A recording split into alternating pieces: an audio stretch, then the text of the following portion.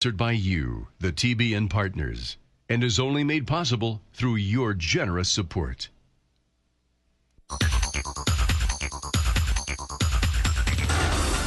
And now, behind the scenes international report with TBN founder and president, Paul Crouch. Join us for Paul's Around the World daily report to you, our partners. And I will bless the Lord at all times. His praise shall continually be in my mouth. Hi there. I am especially praising the Lord because I have the joy of having a few moments with my dear, dear, dear friend, Efrem Zimbalist Jr. Paul. Efrem, how are you, sir? I'm the better for being with you, Paul. It's a great joy. Oh, bless your heart. I don't need to introduce Efrem, I don't think. Those of you that watch TBN. We go back a long way. Well, and just about every 30 minutes, that right. golden voice says, this is the Trinity Broadcasting Network celebrating now, what, 37 years of God's miracles. It's something amazing. I love doing that. I love being of service. I love being, using whatever I have to serve rather than to be served. Yes. If nobody ever saw my face, I'd be perfectly happy doing station breaks for the TBN, and I love doing it. I do it because I feel that that's using what the Lord gave me to do. Well, Jan and I have known you and loved you long before you knew us, and followed your career, and you don't know, I was watching you too. Well, yes, we'll talk about that maybe in a minute.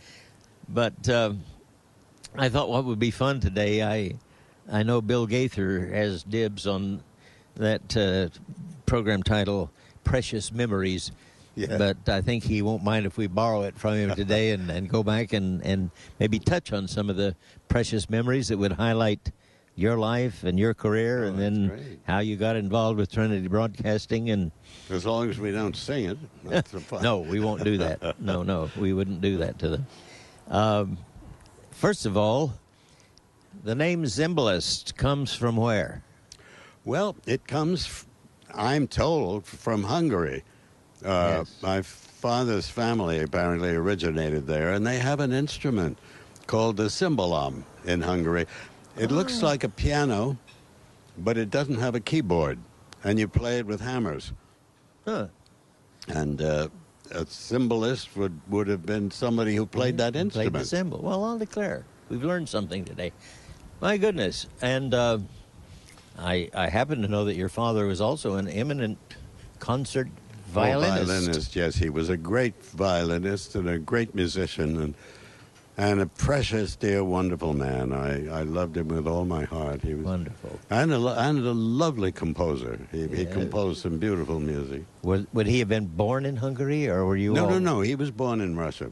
In Russia? But his family came, I don't know when, to Russia from Hungary, apparently. I don't know much about it. Where was Efrem born, then? Efrem who? You. Oh, I was born in New York. New York. Yeah. Okay, so you're a Yankee, just like the rest of us. Yes, I was.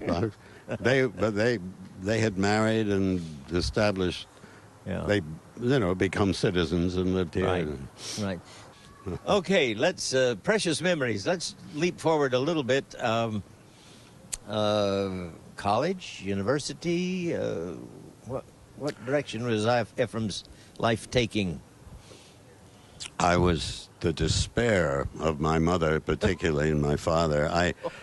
I grew up in the age of playboys. I mean, playboys were fashionable in the movies and on Broadway and so forth. Errol Flynn. Yes. And I kind of fancied myself as a playboy, and I had no interest in work at college. My best friend and I, Chandler Coles, who was in all my life my closest friend, we chased women and we followed them, out of New Haven where we both went to college, and we both got kicked out twice. Oh, twice. Hey Jan, you have a compatriot here. Yeah, really. Jan was politely asked to leave Evangel College one time. Why was that? Oh, I think she was caught smoking in her room or something like that. Yeah. Well, I did all that, too. I wasn't caught doing it. I was caught doing that at boarding school before college. And only by the grace of a wonderful headmaster who was a clergyman. It was a church school that I was sent to, St. Paul's. And he was a minister. And the very strict rules about smoking. And we were caught. And I was delegated to go to his office and plead our case with him. Oh. And he had a very stern face. Everybody in the school could draw a cartoon of him. It was very simple. You did a thing like that, and you had his face. But he was feared. I mean, we all were scared to death of him. And he sat there, and I had to confess that we had done this, and. I was bleeding. I was so uncomfortable, you know. Finally, I mean, and being thrown out was automatic. I mean, if you smoked, out. There was no question about it. No grace. None at all. No grace. So anyway, I finished this terrible. I was sweating, and they're awful. And he said, "You feel better, don't you?" I said, "No, sir. I feel terrible." Well. He never pressed it. We all graduated. Well, Jan, too, did re-enroll and got back in school, but I'm afraid I came along and stole her away before graduation date. You did. Well, you did a good thing, Paul. Yes, I think I did. And she's doing her postgraduate work now down in Orlando, Florida, doing a great job with the Holy Land experiences. I think you can see it on TBN every once in a while, I know. Oh, absolutely. I know. She's there. Well, the time she used to spend in Haiti, I think, she's replaced that now by being in the Holy Land experience. Pretty much, yeah. Okay, Efrem. My goodness, a very long and eminent acting, performing career. What was the very first break you got to get into this wonderful career that you now are celebrating? Well, I had never done anything. I went to drama school and then immediately went into the Army in World War II, and I was in the Army 5 years, so I was deprived of that. I never had any chance to get a job or anything like that. When I came out of the Army, I had a wonderful sister, a half-sister. Her name was Marcia Davenport. She was a very great writer, great novelist, and she knew everybody in New York. And she said she was grateful to me for being in the Army. And I said, "Marcia, darling, I just did what everybody did. I mean, I'm not special. I just did what we all did, the same thing." She said, "Well, I want to give a dinner party, and I want you to ask anybody that can help you and you get started in your career. Just give me their names, and I'll come. I'll invite them." So she did. She invited Garson Kanin and his wife and Joshua Logan. Garson had a show on Broadway at the time. It was called The Rugged Path by Robert Sherwood, who was one of the great Broadway playwrights of the time. And he had to replace a character in the play. And I found myself, if you can believe it, 3 weeks later with a job on Broadway, and a big job, with Spencer Tracy starring in this. He starred in it. Ooh. But I had 3 individual scenes with him, alone on stage. Spencer Tracy was a big star. Oh, a huge star. Yeah. So I mean, it was an enormous break that I had. So, Efrem, approximately 10 years on Broadway, and then here you come to Hollywood. Yes. What was your first big break into the movie world, and what we know you for? They signed me for a 7-year contract, and the first year I did, I think, 6 movies for them. The first one was a picture called. It was a flying picture. It was a very good war kind of a picture, with Carl Malden and Natalie Wood. Oh, I know that. And I did, as I say, 6 pictures in a year for them, and then they came to me and they said, we want to do a pilot for a television series. And I said, not with me, not. And they said, oh yes, we are. And they showed me the contract, and there was a little phrase there that said that I had to do it if they wanted me to. I see. So I had to. I didn't want to do it at all. I didn't want to be in television, but they put me in it, and I love what my life has done since then. I love television now, but at the time I thought that was the lower road. I thought movies was right. But anyway, that's the way my life turned out, and they put me in. So I did both after that.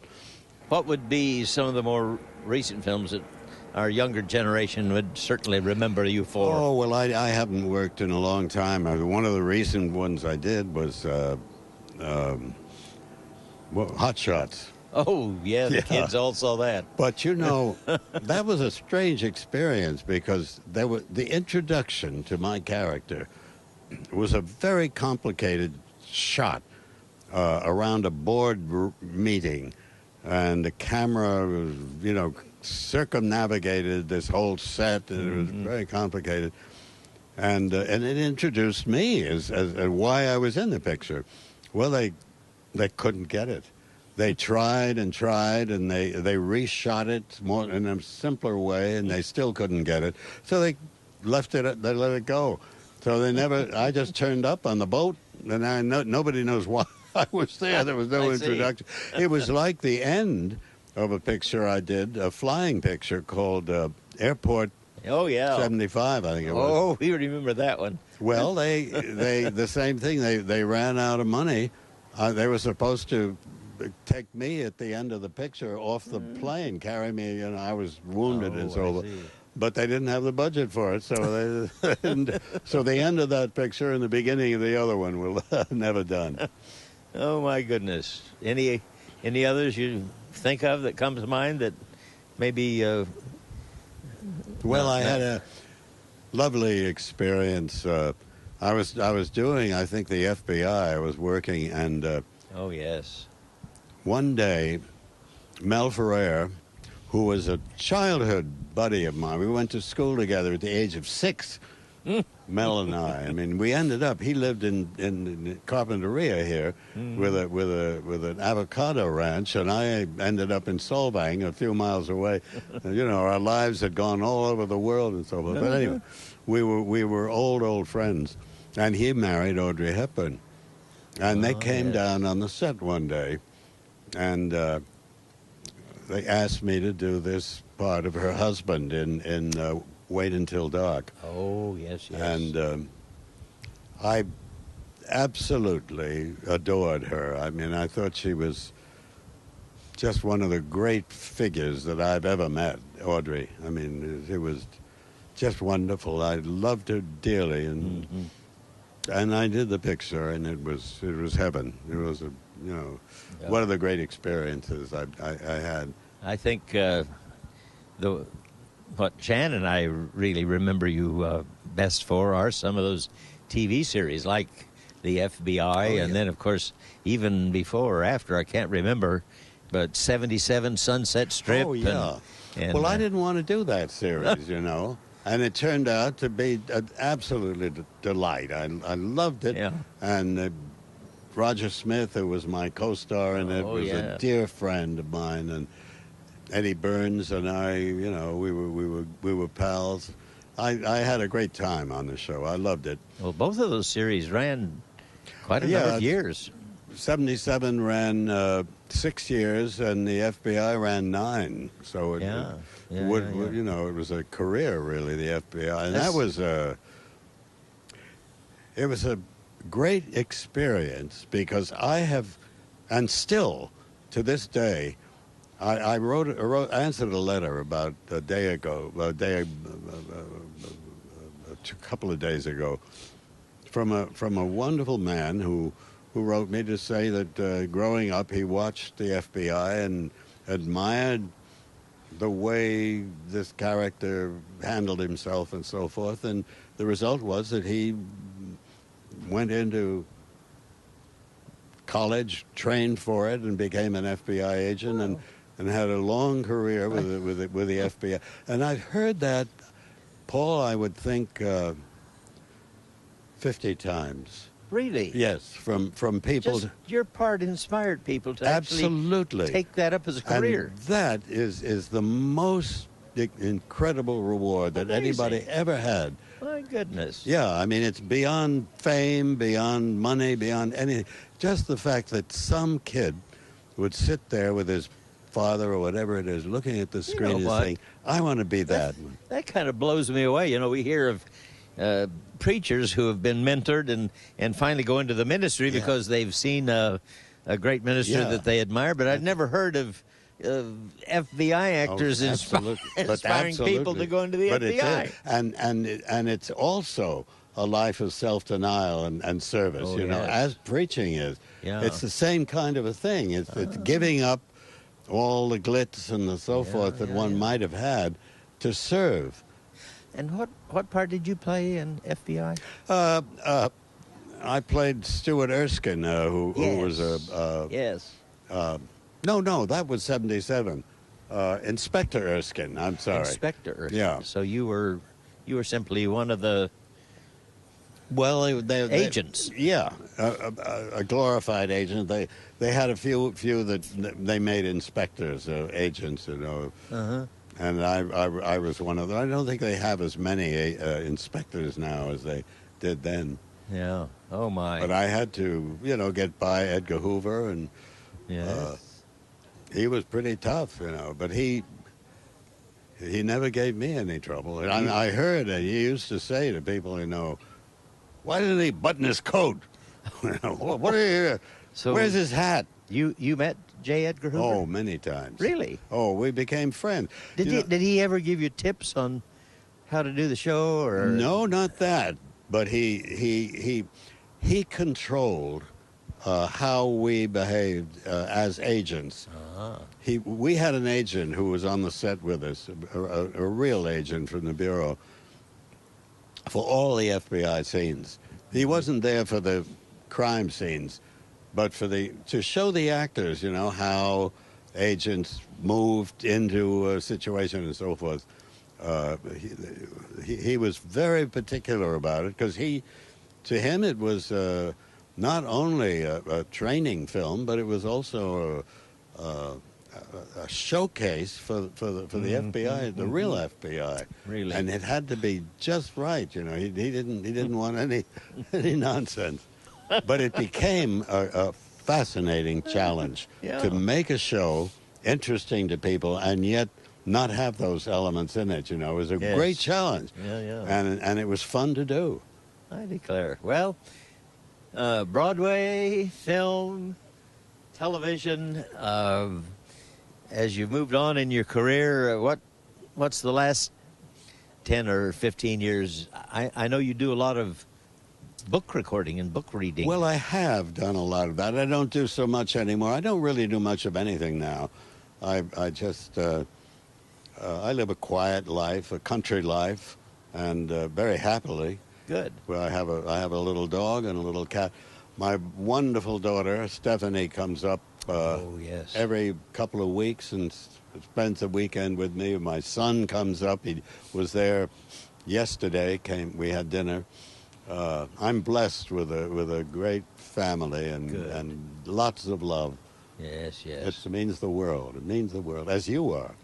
Well, we count you as part of our family. And I count TBN. you, absolutely. Oh, yes. In fact, that brings us to what are your earliest memories of dear old Trinity Broadcasting Network? Well, Paul, having come from show business, I'm very particular about preachers. I started watching, just dialed in, on TBN many years ago, And I thought that some of these clowns were very funny people. I mean, I watched them and I thought, God, this is a hoot and a holler, really. I used to have friends in, and we'd laugh about them. I have very special favorites that I've admired tremendously. What about the music? Was there any music you especially liked or didn't like? I have a very favorite. It's a very simple little hymn written by a composer called Barney. Barney. I think his name is Charles Barney. And the hymn is, maybe you know it, When Morning Gilds the Skies.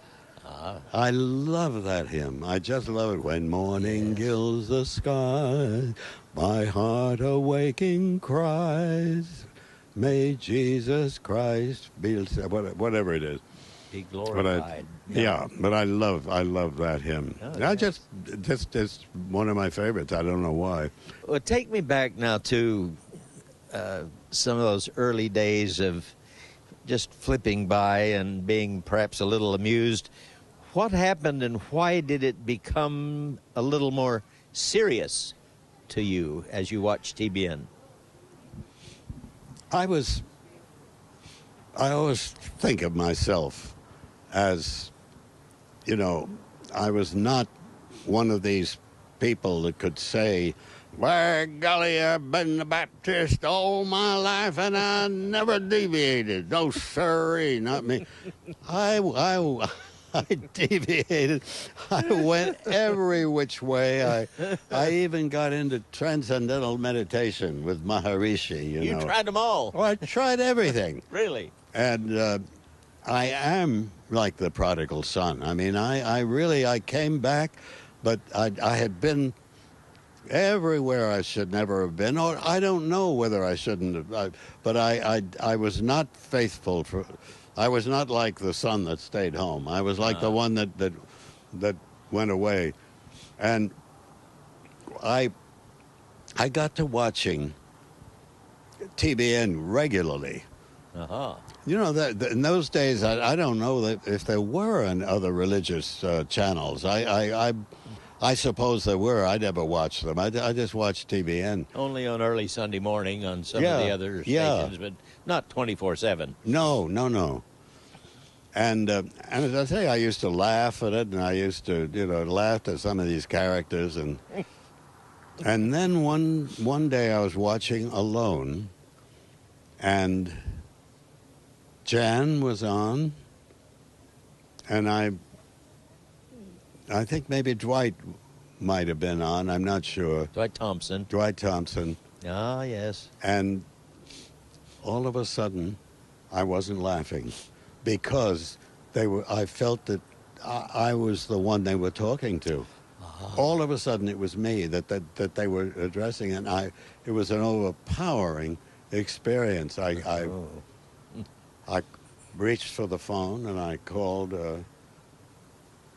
one of those lovely women that answered the phone. Her name was Barbara, and I accepted the Lord, and she led me to the Lord. Efrem. On the phone. Yeah.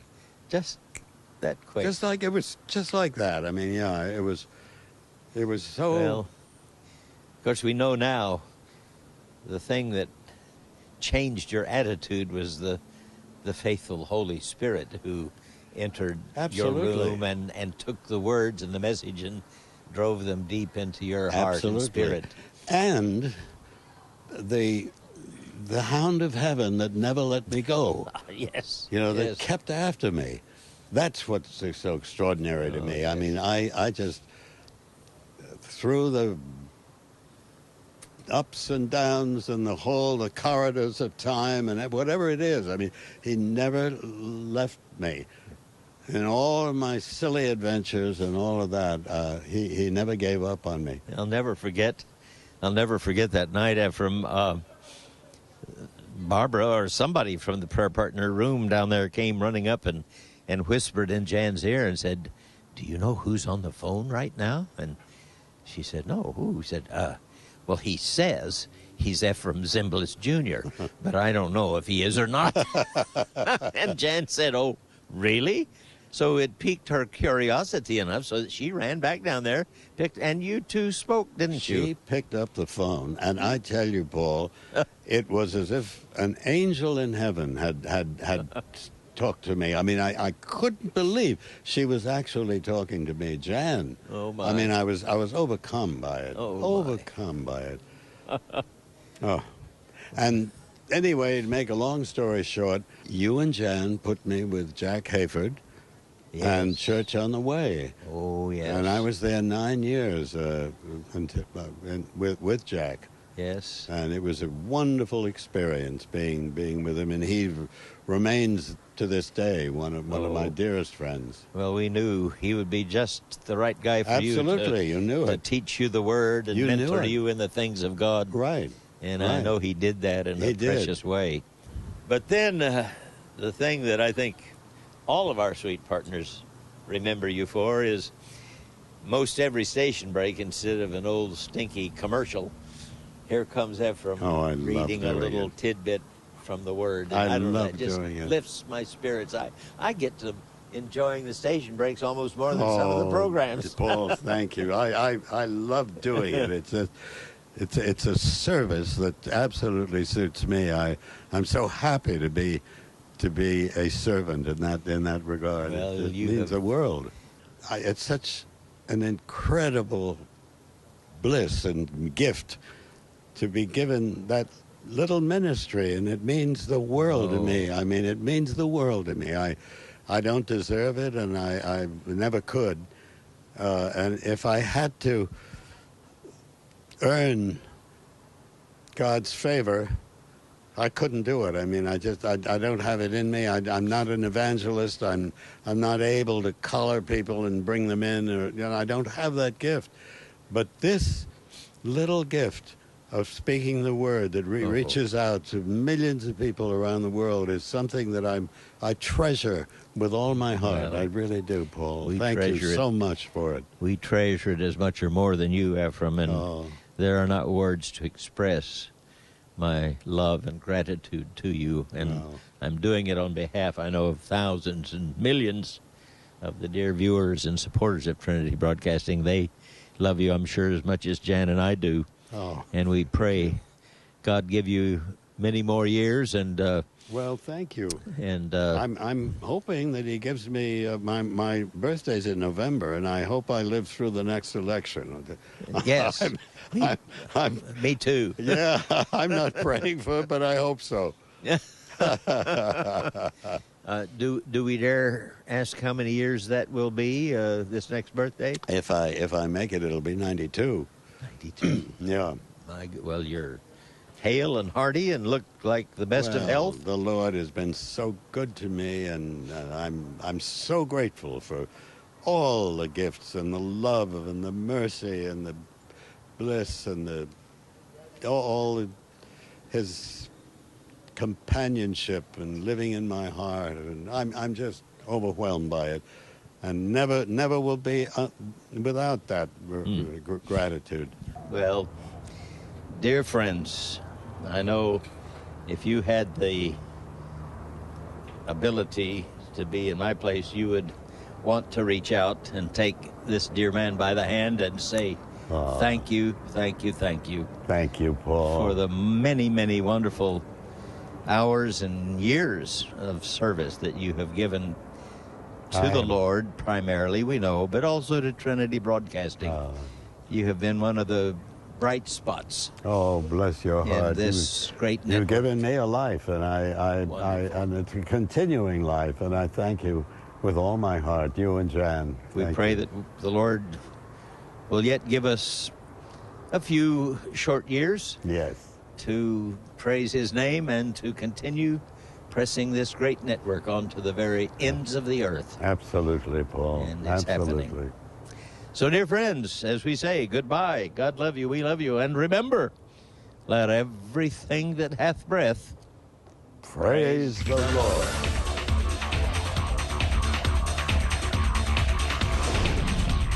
To receive this month's love gift, send your pledge or gift to TBN, P.O. Box A, Santa Ana, California, 92711. That's TBN, P.O. Box A, Santa Ana, California, 92711. This has been Behind the Scenes International Report with TBN founder and president, Paul Crouch.